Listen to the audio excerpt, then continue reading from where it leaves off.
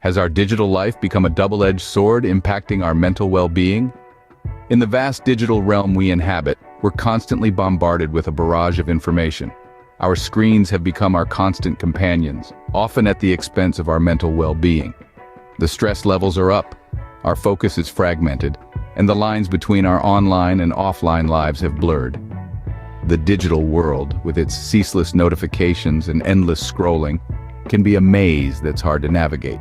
It's like a vortex, sucking us in, making it difficult to find time for real-world activities, for the people and passions that truly matter. We're more connected than ever before, but are we truly engaging with our surroundings? Or are we lost in the digital abyss? But what if we could regain control? What if setting boundaries could restore our sanity and happiness? Stay with us as we delve into the power of digital boundaries and rediscovering offline hobbies. Meet John, a software engineer whose life transformed when he decided to set digital boundaries.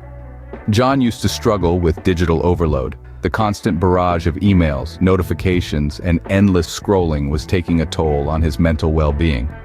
He felt like he was losing control over his time and attention, constantly being drawn into the digital vortex. But then, he decided to make a change. He set specific limits on his screen time and social media use, and started to prioritize real-world interactions. The impact was immediate and profound. The constant information bombardment decreased, his stress levels dropped, and his concentration improved. He found himself more present, more in the moment, and more in control of his life. John's story illustrates that setting digital boundaries can create a healthier balance between our online and offline lives. And then there was Susan, a digital marketer who rediscovered her love for painting. Amid the digital noise, she found solace in the strokes of her brush, creating a canvas of tranquility. She found herself drawn back to this offline hobby, a passion from her pre-digital days.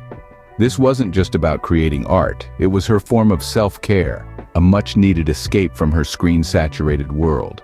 Rediscovering offline hobbies can serve as a form of self-care, promoting mental and emotional rejuvenation. So, could setting digital boundaries and rediscovering offline hobbies be the key to improving our mental well-being? Let's ponder that. Imagine the value of reclaiming control over your time and attention, creating a balance between your online and offline worlds. Picture the joy of reigniting old passions, hobbies that once brought you fulfillment and excitement outside the digital sphere. Today, we challenge you to set your own digital boundaries and rediscover your offline passions. Your well-being is worth it.